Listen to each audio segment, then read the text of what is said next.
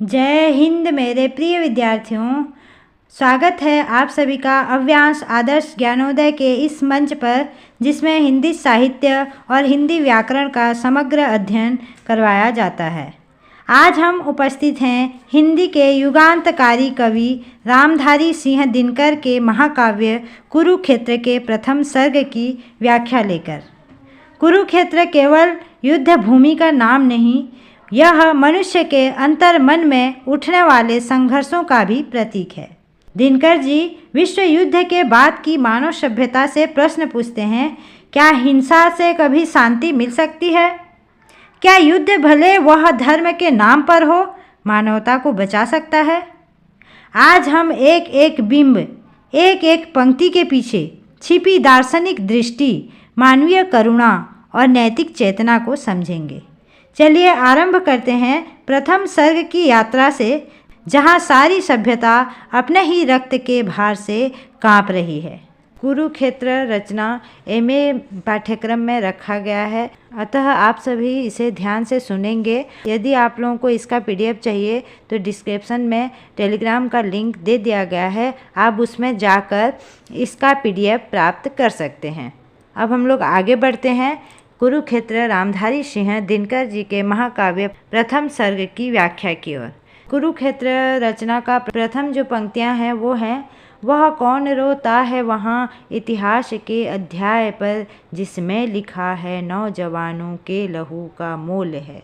प्रत्यय किसी बूढ़े कुटिल नीतिज्ञ के व्यवहार का, जिनका हृदय उतना मलिन जितना कि सिरसवा लक्ष्य है। जो आप तो लड़ता नहीं कटवा किशोरों को, मगर आश्वस्त होकर सोचता सोनित बहा, लेकिन गई बचलाज सारे देश की। अब देखते हैं इस पंक्तियों का संदर्भ प्रसंग व्याख्या। संदर्भ है प्रस्तुत पद्यांश रामधारी सिंह दिनकर द्वारा रचित महाकाव्य कुरुक्षेत्र के प्रथम सर्ग से ली गई है। यह काव्य आधुनिक परिस्थितियों में महाभारत के युद्ध का पुनर्मूल्यांकन है। दिनकर ने युद्ध के माध्यम से राजनीति, नैतिकता और मानवता के प्रश्नों पर प्रखर टिप्पणी की है। यहाँ कवि इस विडंबना को उजागर करता है जहाँ युद्ध में मरते युवा हैं, परंतु निर्णय बूढ़े, धूर्त और स्वार्थी नीतिज्ञ करते हैं। प्रसंग देखिए, महाभारत का युद्ध समाप्त हो चुका है। जो महाभारत है उसका युद्ध समाप्त हो चुका है। शांति की स्थापना के बाद युधिष्ठिर पश्चाताप से व्यथित है। ऐसे प्रसंग में कवि इतिहास के उन अध्यायों पर दृष्टि डालते हैं जहां युद्धों में बलिदान देने वाले युवा को वीर कहलाते हैं, परंतु वास्तव में युद्ध का निर्णय करने वाले या उसमें लाभ देखने वाले स्वार्थी, षड्यंत्री, बूढ़े नीति निर्धारक होते हैं। इसीलिए इतिहास की पुस्तकों में दर्ज नेताओं की प्रशस्ति पर प्रश्न उठाते हुए पूछता है, कौन रोता है उन अध्यायों पर जहां युवाओं का रक्त किसी बूढ़े नीतिज्ञ की कुटिल राजनीति के मूल्य के रूप में दिखाया गया है। व्याख्या है, देखिए हर दो पंक्तियों को हम लोग व्याख्या के रूप में देखते हैं। वह कौन रोता है वहाँ इतिहास के अध्याय पर, यानी कवि पूछता है कि इतिहास के उन काले अध्यायों पर आखिर कौन आंसू बहाता है जहाँ सज दब कर छिप गया है। इतिहास अक्सर सत्ता की दृष्टि से लिखा जाता है, इसीलिए उसमें दर्द, करुणा और सच्चाई का अभाव रहता है। दूसरी पंक्ति देखिए, जिसमें लिखा है नौजवानों के लहू का मोल है, प्रत्यय किसी बूढ़े कुटिल नीतिज्ञ के व्यवहार का। इतिहास के पन्नों पर दर्ज है कि युद्ध में युवाओं का खून बहाया गया है, परंतु उसका मूल्य किसी चालाक, निर्लज, वृद्ध राजनीतिज्ञ की महत्वाकांक्षा, नीति या लोभ से निर्धारित हुआ है। बूढ़ा नीतिज्ञ स्वयं युद्ध नहीं लड़ता, परंतु अपना उद्देश्य सिद्ध करने के लिए नवयुवकों की बलि चढ़ा देता है। फिर नीचे का पंक्ति देखिए, जिसका हृदय उतना मलिन जितना कि शीर्ष व लक्ष्य है। जिसका हृदय उतना ही काला है जितने सफ़ेद उसके बाल, यानी कि उसका हृदय उतना ही काला है जितना उसके सिर पर सफ़ेद बाल हैं। यहाँ वालक्ष्य यानी कि जो सफ़ेद केस हैं उसे कहा गया है उम्र की परिपक्वता नहीं, बल्कि वर्षों से वंचित कपट, धोखे और पाप का प्रतीक है। याद रखिएगा, जो वालक्ष्य है वो क्या है, सिर्फ उम्र की परिपक्वता को नहीं बता रहा है, बल्कि वर्षों से संचित कपट, धोखे और पाप का प्रतीक है। जो आप तो लड़ता नहीं कटवा किशोरों को मगर। यह पंक्ति का अर्थ है, वह बूढ़ा नीतिज्ञ स्वयं युद्ध भूमि में नहीं उतरता, वह सुरक्षित बैठकर अपने फायदे के लिए किशोरों, नवयुवकों को कटवाता है। यह युद्ध की सबसे बड़ी विडंबना है। आश्वस्त होकर सोचता सोनित बहा, लेकिन गई बच लाज सारे देश की। यह निर्दयी बृहत सुखपूर्वक सोचता है, युवाओं का रक्त तो बह गया, परंतु देश की इज्जत तो बच गई। यह विचार उनकी संकीर्ण राष्ट्रवाद की गलत परिभाषा और क्रूर मानसिकता को दिखाता है। इस पंक्तियों में विशेष है युद्ध विरोधी स्वर। दिनकर ने इन पंक्तियों में युद्ध की अमानवीयता, जो महाभारत में युद्ध हुआ उसकी अमानवीयता, रक्तपात और शक्ति राजनीति के काले चेहरे को तीखा रूप दिया है। वह कविता युद्ध नीति के घोर विरोध में खड़ी होती है। युवा बलिदान पर करुणा। कवि युवाओं की शहादत को राजनीति का शिकार बताता है। देश के लिए मरने वाले तो युवा हैं, परंतु लाभ उठाने वाले सत्ता के लोग। याद रखिएगा, ये हमारे जो अभिभ्रष्ट समाज उसी का यहाँ पे चित्रण कर रहे हैं इस काव्य के अनुसार। सत्ता की आलोचना। बूढ़ा कुटिल नीतिज्ञ यानी सत्ता की आलोचना करते हुए ये कहते हैं दिनकर जी अपने कविता में, यानी कुरुक्षेत्र कविता में, बूढ़ा कुटिल नीतिज्ञ, यह प्रतीक उन सभी स्वार्थी नेताओं का प्रतिनिधित्व है जो अपने व्यक्तिगत लाभ के लिए युद्ध छेड़ते हैं। दिनकर सत्ता की नीतियों की गहरी आलोचना करते हैं। व्यंग और कटाक्ष, यानी इस जो कुरुक्षेत्र की पंक्तियां हैं, आश्वस्त होकर सोचता, यह पंक्ति कुटिल राजनीतिज्ञ की आत्मसंतुष्टि पर तीखा व्यंग्य है। खून बहा पर देश की लाज बची, यह पाखंडी देशभक्ति का तीव्र व्यंग्य किया गया है। आधुनिकता का बोध। इन पंक्तियों में आधुनिक युद्धों की स्थिति भी सजीव है। राजनीति के निर्णय, सैनिकों का बलिदान और जनता का भ्रमित भावात्मक शोषण। भाषा शैली इसमें है, दिनकर की भाषा ओजस्वी, तर्कपूर्ण और व्यंग्यात्मक है। शब्द चयन कुटिल, मलिन, कटवा, आश्वस्त, नीतिज्ञ की क्रूरता का तीखा चित्रण करते हैं। अब नीचे की पंक्तियां हैं, और तब सम्मान से जाते गिने, नाम उनके देश मुख की लालिमा, है बची जिनके लुटे सिंदूर से, देश की इज्जत बचाने के लिए, या चढ़ा जिसने दिए निज लाल हैं, इस जाने देश का लज्जा विषय। तत्व है कोई कि केवल आवरण, उस हलाहल सी कुटिल द्रोहाग्नि का, जो कि जलती आ रही चिरकाल से। स्वार्थ लोलुप सभ्यता के अग्रणी, नायकों के पेट में जठराग्नि सी। तो इसका संदर्भ प्रसंग व्याख्या देखते हैं, और व्याख्या को दो पंक्तियों के हिसाब से अच्छे से हम लोग इसको देखेंगे ताकि आप लोगों को बहुत अच्छे से समझ में आ सके। यदि आप सभी को यह वीडियो उपयोगी लग रही हो तो इस चैनल को सब्सक्राइब कर दीजिए और बेल आइकन क्लिक कर लीजिए, और एक प्यारा सा कमेंट भेजिए ताकि मैं समझ सकूं कि आप सभी को इस विषय से संबंधित कौन सा हिस्सा सबसे बेस्ट लगा। देखिए, संदर्भ वही है, कुरुक्षेत्र का प्रथम सर्ग से लिया गया है, और यहाँ कवि युद्ध की निरर्थकता, राजनीति की क्रूरता और राष्ट्र समर्पण के नाम पर होने वाले छल को उजागर करता है।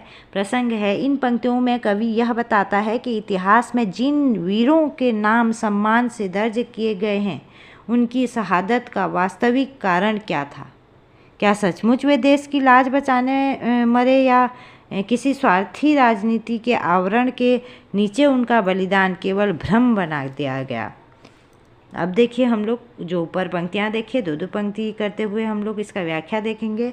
और तब सम्मान से जाते गिने, नाम उनके देश मुख की लालिमा, है बची जिनके लुटे सिंदूर से।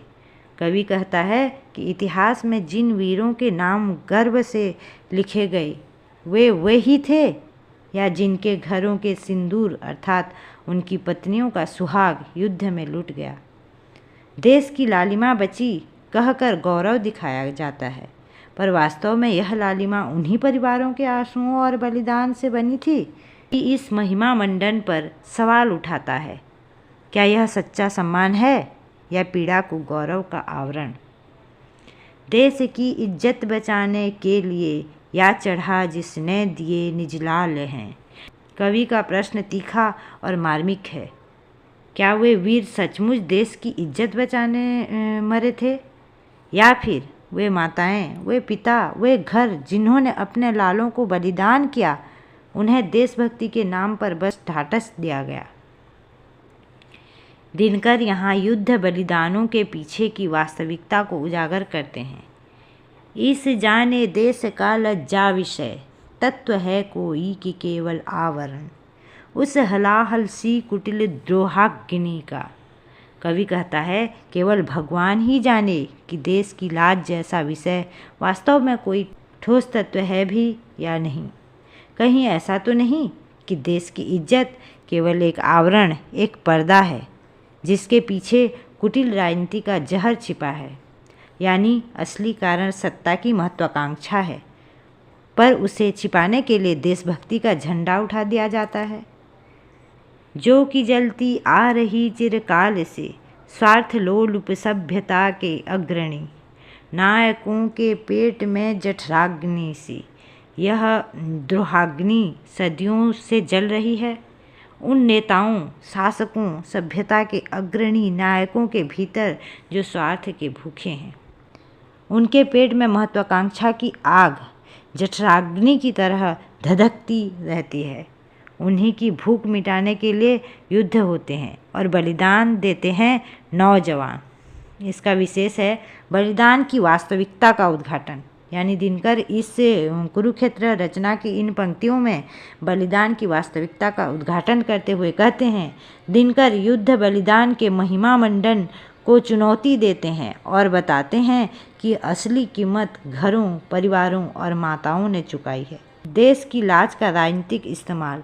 कवि ने साहस पूर्वक कहा है कि देश की इज्जत का नारा कई बार केवल एक आवरण होता है जिसके पीछे राजनीति का स्वार्थ छिपा रहता है। इन पंक्तियों में नेता बनाम जनता का संघर्ष बताया गया है। सत्ता के अग्रणी नायक स्वयं सुरक्षित रहते हैं, जबकि युद्ध में मरते हैं सामान्य लोग और युवा। यह लोकतंत्र और नेतृत्व की नैतिकता पर तीखा प्रहार है। पांचवा है व्यंग और कटाक्ष का सशक्त प्रयोग इस कविता के पंक्तियों में मिलते हैं।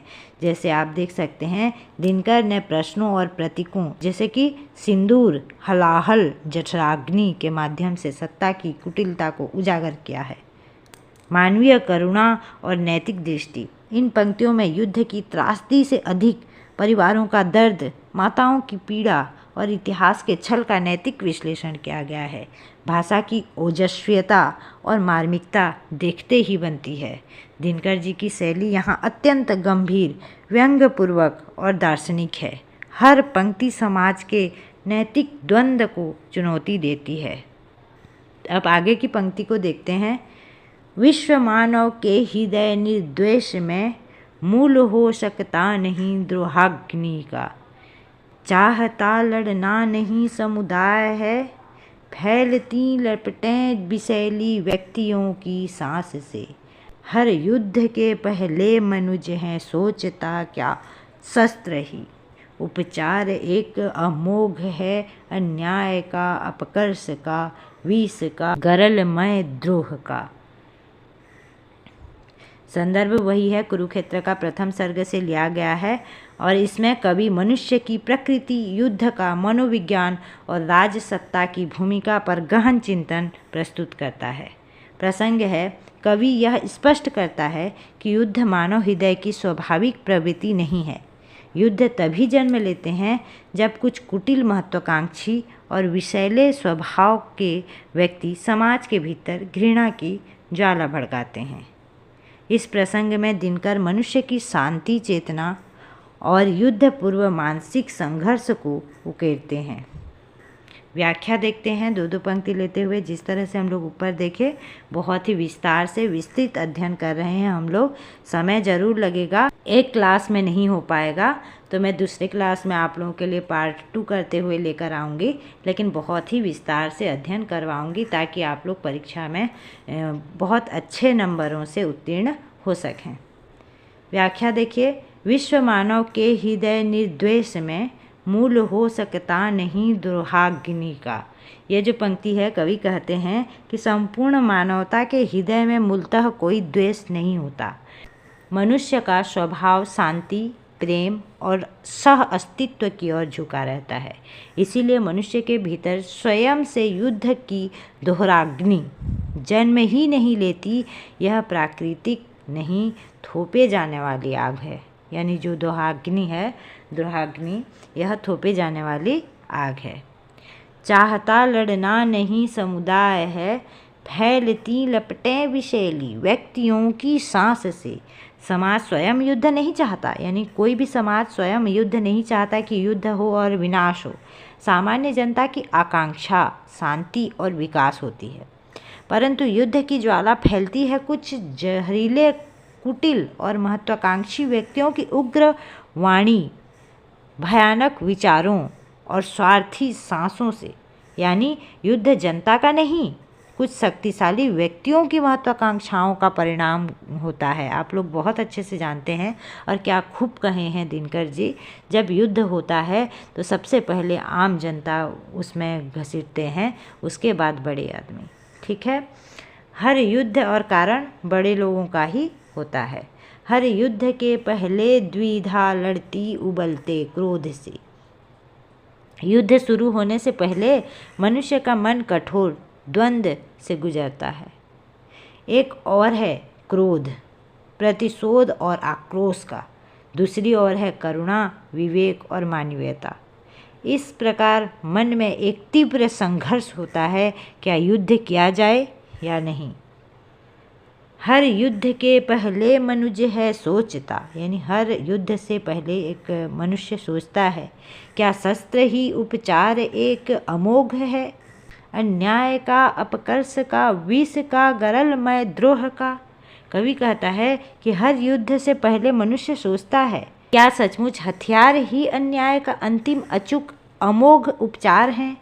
क्या अपकर्ष, अत्याचार, जहरीले विद्रोह को मिटाने का एकमात्र साधन क्या युद्ध ही है?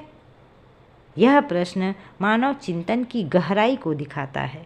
मनुष्य भीतर से युद्ध नहीं चाहता, वह विवश परिस्थितियों और कुटिल नेतृत्व के कारण युद्ध की ओर ढकेल दिया जाता है। पर जो हम लोग पंक्तियाँ देखिए, उस पंक्तियों का विशेष देखिए, युद्ध का मनोवैज्ञानिक आधार। यानी दिनकर बताते हैं कि युद्ध मनुष्य की आत्मा से नहीं, उसके बाहरी सामाजिक राजनीतिक ढांचों से पैदा होते हैं। विषैले नेतृत्व की आलोचना, कुछ व्यक्तियों की विषैली सांस युद्ध की जिम्मेदार बताई गई है। यह प्रतीक सत्ता के उन लोगों का है जो घृणा फैलाकर युद्ध को भड़काते हैं। तीसरा है मानव हृदय की मूल शांति। कवि का विश्वास है कि मनुष्य मूलतः निर्द्वेष है, उनका स्वभाव आक्रामक नहीं है बल्कि शांतिप्रिय है। यह मानवीयता पर गहरा भरोसा दर्शाता है। चौथा है युद्ध पूर्व द्वंद्व का सजीव चित्रण। दिनकर ने बड़े ही मनोवैज्ञानिक तरीके से युद्ध से पहले मन में उठने वाली शंकाओं, प्रश्नों और आंतरिक संघर्ष को व्यक्त किया है। नैतिक प्रश्नों की स्थापना, क्या शस्त्र ही उपचार है? यह प्रश्न युद्ध के औचित्य और मानवता पर गहरी दार्शनिक बहस खड़ा करता है। भाषा और शैली, यहाँ भाषा ओजपूर्ण, तर्क प्रधान और दार्शनिक है, जिसमें द्रोहाग्नि, गरल, विषैली सांस जैसे शब्द युद्ध की अमानवीयता का प्रखर चित्रण करते हैं। मेरे प्रिय विद्यार्थियों, आज यहीं तक ही देखते हैं। लड़ना उसे पड़ता मगर वो जीतने के बाद भी, ये पंक्ति हम लोग दूसरे वीडियो में देखेंगे ताकि आप लोगों को भी बोरियत न लगे और अच्छे से आप सभी अध्ययन कर पाएँ। अब हम कुरुक्षेत्र की आगे की पंक्तियों को दूसरे भाग में देखेंगे। मेरे प्रिय विद्यार्थियों, आप सभी ने सुना कुरुक्षेत्र का प्रथम सर्ग हमें किस तरह से चेतना देता है। बाहरी युद्ध से बड़ा युद्ध भीतर चलता है। दिनकर जी कहते हैं, हथियारों से जीता गया शांति का सपना हमेशा अधूरा होता है। जीत वही सच्ची है जो करुणा से जन्म ले, न्याय से पुष्ट हो और मानवता के पक्ष में खड़े रहे। यदि आपको यह साहित्यिक विश्लेषण पसंद आया हो, अपने विचार कमेंट में साझा जरूर करें और इस चैनल में आप यदि नए हैं तो लाइक, शेयर, सब्सक्राइब करके बेल आइकन क्लिक करना न भूलें। जय साहित्य, जय मानवता।